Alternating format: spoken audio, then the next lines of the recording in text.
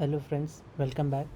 So today we are going to learn how we can use or how we can create grid in SwiftUI. So let's get started.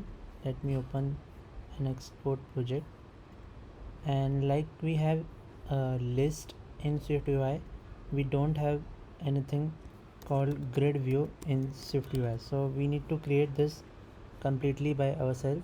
So create your project, save it wherever you want to save. I will save it on desktop, and let's make sure our project is running properly. Everything is working fine.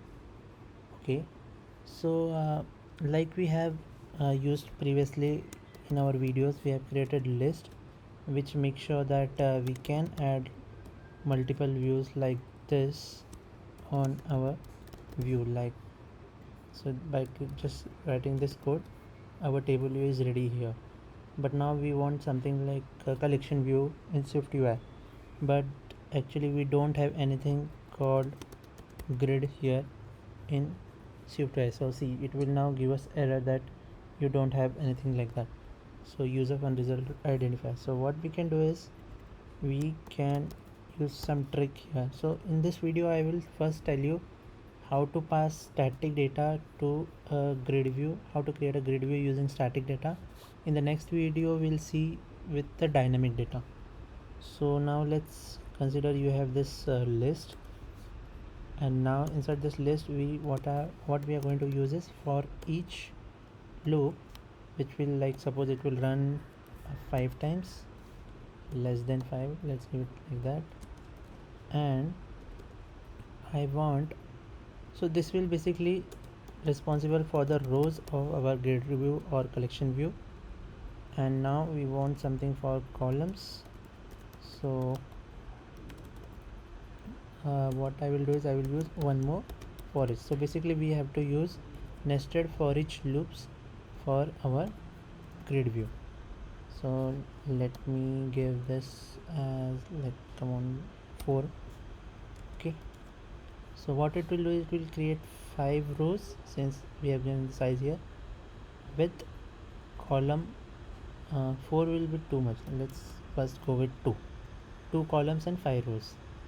And now it's giving us error because this our main body is expecting something to be written, but we are returning list, but there is nothing inside list. We are just having for each, so there is no actual view we are returning. So we, for example, we can just type in here text and it will work fine. So see, now I have written so wait, now I have written here list, but still it is giving us error. So basically whatever we are running this for each loop, we want this to pass in some data, take some input from this. So this way this closure error will go. And here you have this list. So currently you will be assuming that, or you'll be having a question that why it is not a grid view now.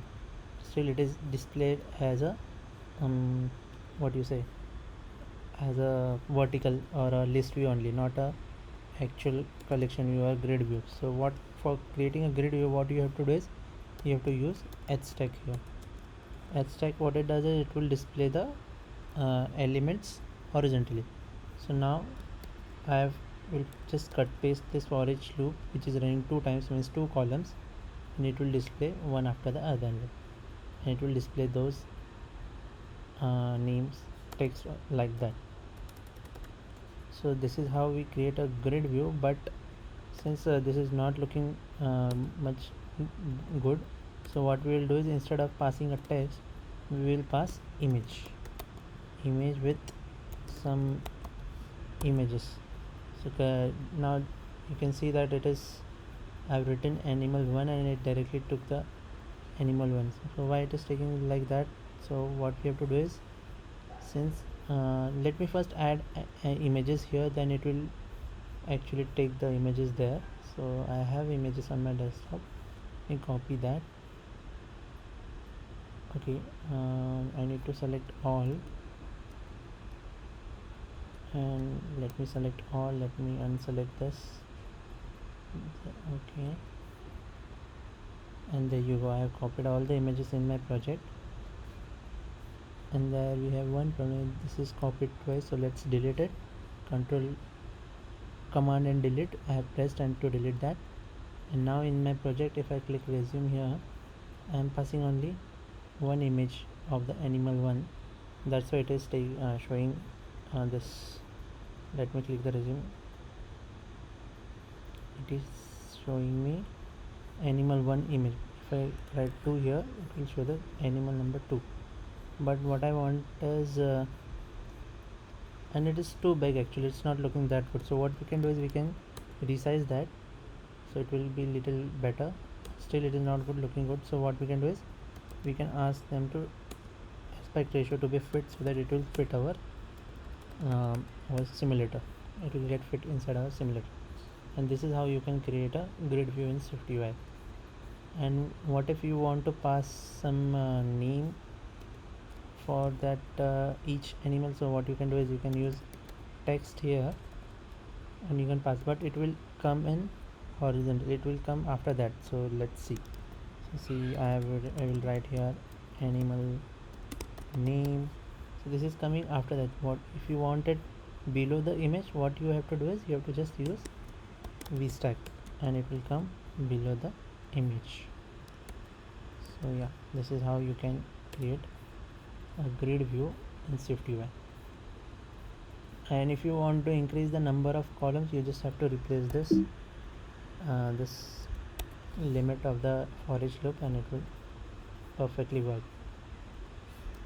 So and yeah, this is how you create grid view in SwiftUI. In the next lecture we'll see how we can pass the actual dynamic data, that is multiple images, different images to the array. Thank you. Not array, to the this grid view. Thank you.